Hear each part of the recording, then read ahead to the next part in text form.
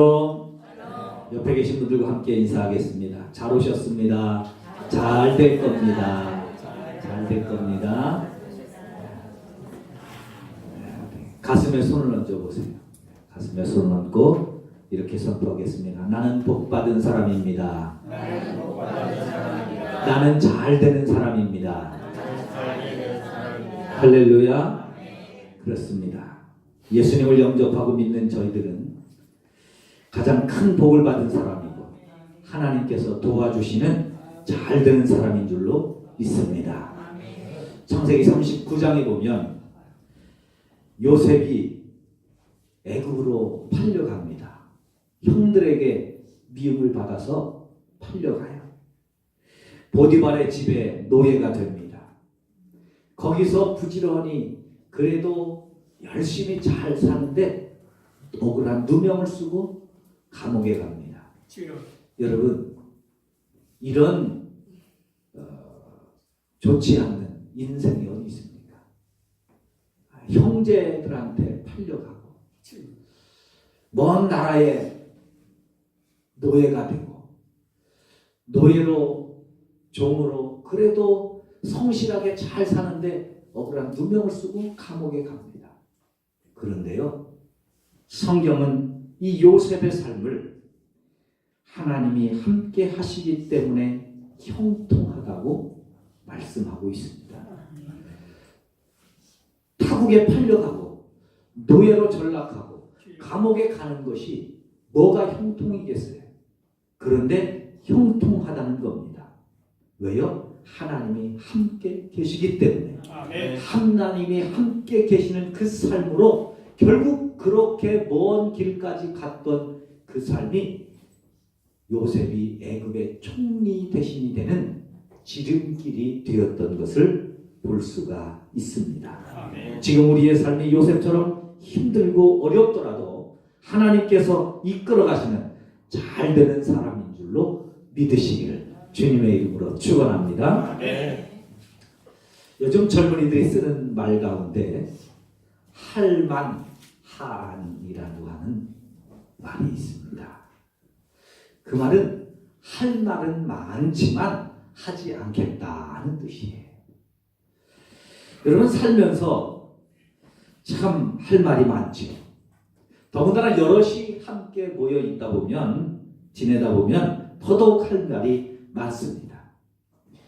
교회 예수님을 믿는 사람들이 모인 모임이지만 그래서 신앙의 한 주제를 가지고 천국의 한 소망을 가지고 살아가지만 그런데 그 가운데 모인 사람들은 믿음의 수준이 다 다릅니다. 생활의 수준이 다 다릅니다. 지식의 수준도 다 다릅니다. 그러다 보니 같은 것을 보아도 생각하는 것이 판단하는 것이 다 다릅니다. 똑같이 믿음을 가지고 시작을 해도 믿음이 자라나는 속도도 다 다릅니다. 그러다 보니까 함께 신앙생활하는 공동체로서 같이 신앙생활하는 사람에 대해서 관심을 갖지 않을 수 없어요. 그 관심을 갖고 살다 보면 좀 도와주고 싶은 마음이 들 때가 많습니다. 또 힘들어하는 성도들을 보면 위로해주고 싶을 때가 위로해 주어야만 되는 때가 있습니다. 또 너무너무나 어려워서 내가 손을 잡아 주어야만 될 때도 있습니다.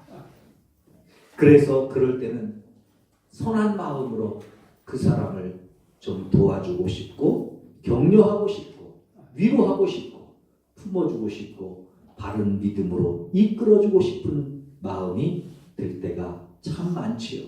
또 그럴 때는 그렇게 하셔야 됩니다. 할렐루야. 할렐루야. 그런데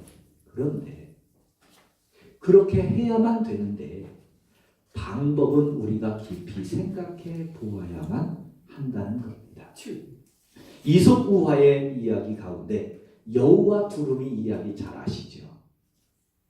물론 그 이야기의 시작은 여우가 두루미를 골려주려고 시작을 합니다만은 그러나 그 의도를 빼고 우리가 내용을 살펴보면 여우가 두루미를 자기 집에 초대하죠. 음식을 대접합니다. 맛있는 스프를 끓여서 대접하는데 접시에다가 스프니까 넓은 접시에다가 줘요. 두루미는 입이 부리가 뾰족하니까 못 먹는 거예요. 여우는 맛있게 먹습니다. 자기는. 나중에 두루미가 상처가 됐지요. 그래서 여우를 자기 집에 초대합니다. 이번엔 두루미가 또 맛있는 음식을 두루미가 여우에게 대접합니다. 호리병에 담아서. 왜? 자기 부리가 뾰족하니까 거기다 담아야 먹거든요. 여우는 입이 넓적하니까 못 먹는 거예요. 이 이야기를 통해서 들려주는 교훈이 뭐예요? 배려라는 거예요. 배려. 여러분 아무리 남을 대접해 준다 할지라도 상대방의 입장에서 생각하지 않는 도움은 도움이 아니라 약 올리는 것이 될 수도 있고요. 도와주는 그 사람에게 도리어 상처가 될 수 있다는 거죠. 신앙생활도 마찬가지입니다. 오늘 빌립보서 2장에서 사도 바울이 그 이야기를 해요. 2장 1절에서 이렇게 말합니다. 그러므로 그리스도 안에 무슨 권면이나 사랑에 무슨 위로나 성령의 무슨 교제나 긍휼이나 자비가 있거든. 이게 무슨 말이에요? 그러므로 하면은 빌립보서 1장에서 사도 바울이 그랬거든요. 여러분은 예수 믿는 사람이니 복음에 합당하게 생활하십시오. 예수 믿는 사람처럼 사랑하십시오. 그래서 그 사랑으로 사랑해주고 도와주고 협력해 주십시오. 그 말을 했어요. 그러니까 그 말을 들은 빌립보 성도들이 그렇구나. 하나님을 믿는 사람은 다르게 살아야지. 어려움을 당한 사람 좀 위로해주고 격려해 주어야지. 힘들어하는 사람 격려하고 권면해 주어야지. 잘못 믿는 사람 그거 아닌 것 같다고 집사님 이렇게 믿어야 될 것 같다고 잘 이끌어줘야지.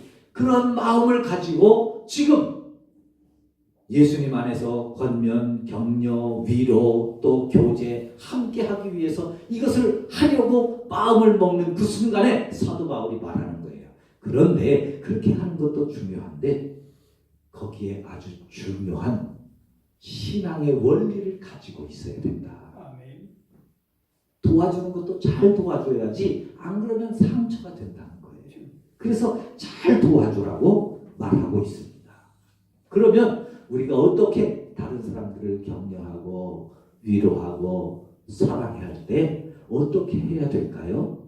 사도 바울이 빌립보서 2장에서 한결같이 강조하는 것은 이겁니다.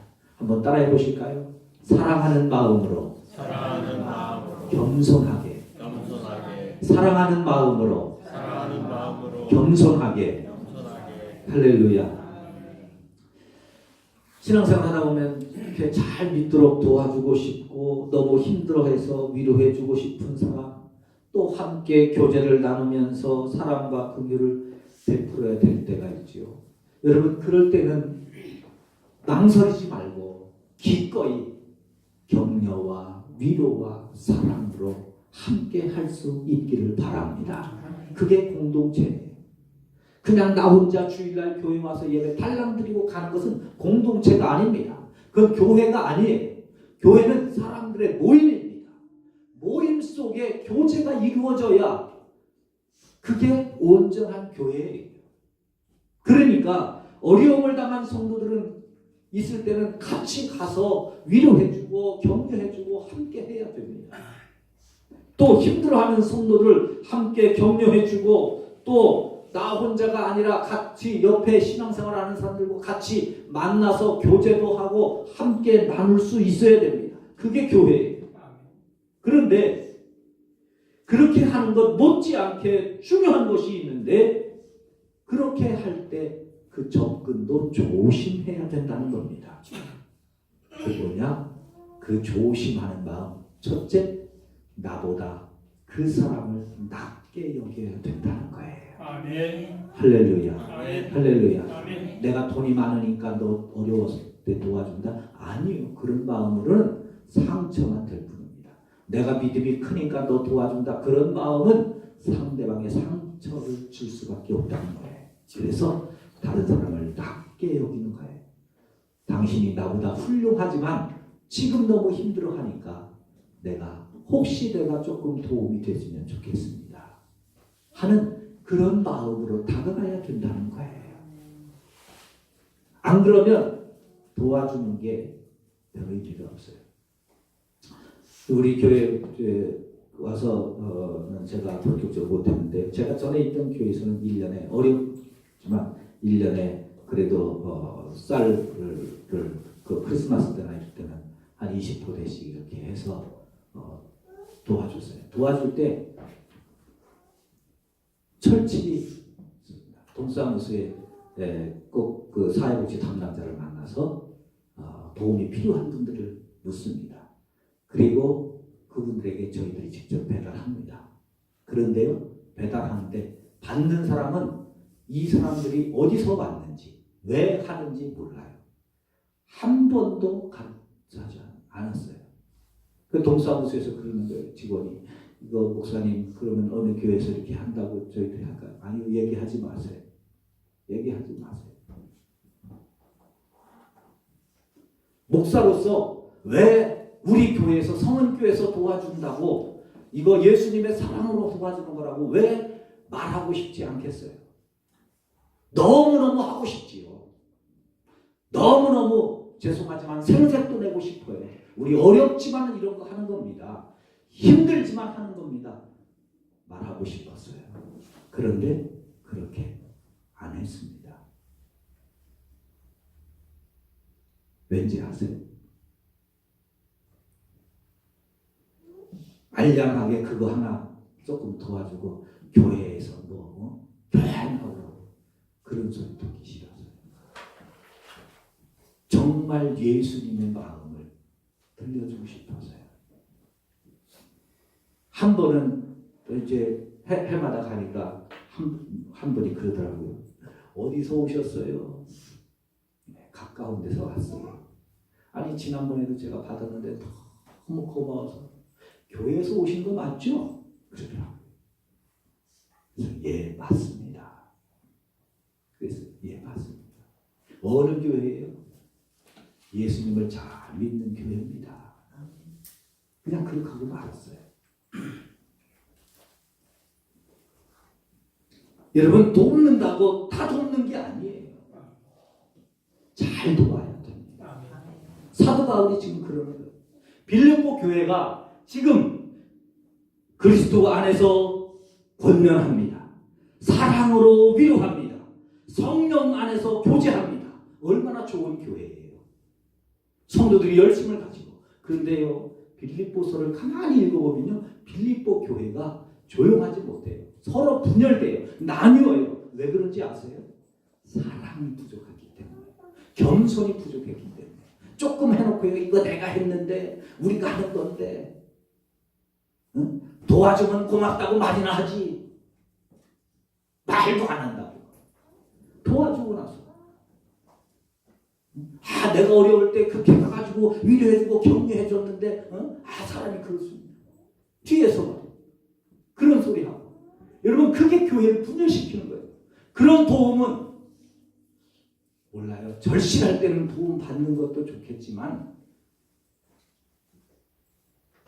잘 하셔야 됩니다. 잘 해야 돼요. 그래서 사도 바울이 그러는 거예요. 오늘 본문 3절에 보면 각각 자기보다 남을 낮게 여기고, 할렐루야. 아멘. 다른 사람을 존중해야, 도움받는 사람을 존중하는 거. 그 사람이 마음 상하지 않게, 기분 상하지 않게 잘 도와주어야 그게 진짜 선한 영향력을 끼치는 겁니다. 그러면 그 겸손을 어떻게 해야 되느냐? 그 겸손의 모델을 사도 바울이 예수님을 보여줍니다. 2장 5절부터 그래서 너희 안에 이 마음을 품으라. 아멘. 겸손함을 실천하셨던 예수님의 마음을 품으라는 거예요. 아멘. 그 예수님의 겸손이 어떤 겸손이냐? 예수님께서도 예수님은 마음이 겸손한 분이라고 말씀하셨죠. 마태복음 11장 28절. 수고하고 무거운 짐진 자들아 다 내게로 오라. 내가 너희를 쉬게 하리라. 그렇게 말씀하시고 나서 29절에서 그러는 거예요. 나는 마음이 온유하고 겸손하니. 할렐루야. 할렐루야. 내게 나와 나의 멍에를 메고 내게 배우라. 그러면 쉼을 얻으리라. 여러분, 많은 교회들이 수고하고 무거운 짐진 자들아 내게로 오라는 예수님의 말씀을 잘 전합니다. 그래서 교회에 많은 사람들이 몰려왔어요. 위로를 받으려고, 소망을 얻으려고. 그런데 교회에 와 봤더니 쉼을 얻는 예수님의 겸손이 아니라 큰 교회의 교만으로, 부유한 교회의 교만으로 사람들에게, 수많은 사람들에게 상처를 준 일이 얼마나 많은지 모릅니다. 오죽하면 왜에서 교회를 욕하겠어요? 여러분, 교회가 착한 일을 안 해서 욕을 먹습니까? 선한 일을 안 해서 욕을 먹습니까? 구제를 안 해서 욕을 먹습니까? 아니에요. 수많은 구제를 하고 도움을 베풀고 선한 일들을 많이 하는데 배격을 당하고 욕을 먹는 이유는 하나예요. 예수님의 겸손한 마음으로 다가가지 못했기 때문에, 사랑으로 다가가지 못했기 때문에. 아멘. 조금 도와주고 선생님다, 조금 도와주고 자기 이름 내려고. 그래서 저는 연말 연시나 뭐 무슨 일 있으면 어디 가서 도와주고 사진 찍는 거 제일 싫어합니다. 그런 것 좀 안 했으면 좋겠어요.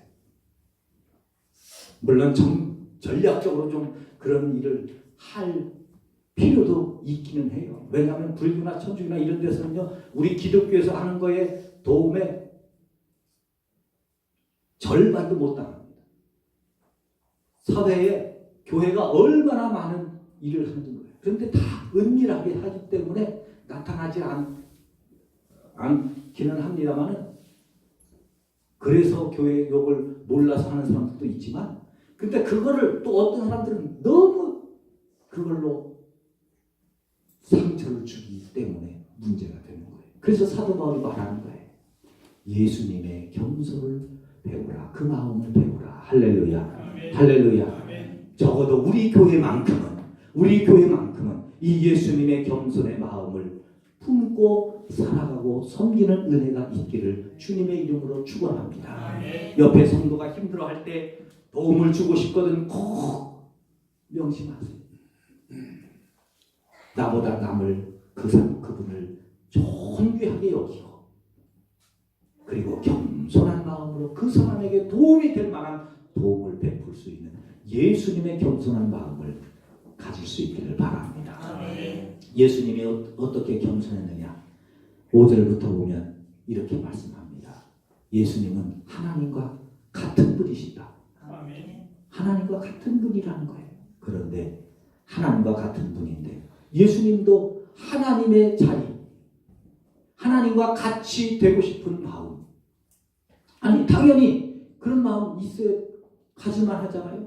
그런데 예수님은 그 마음을 내려놓고 종의 마음을 가졌다는 거예요. 아멘. 그래서 사람의 몸을 입고 이 땅에 오셨어요.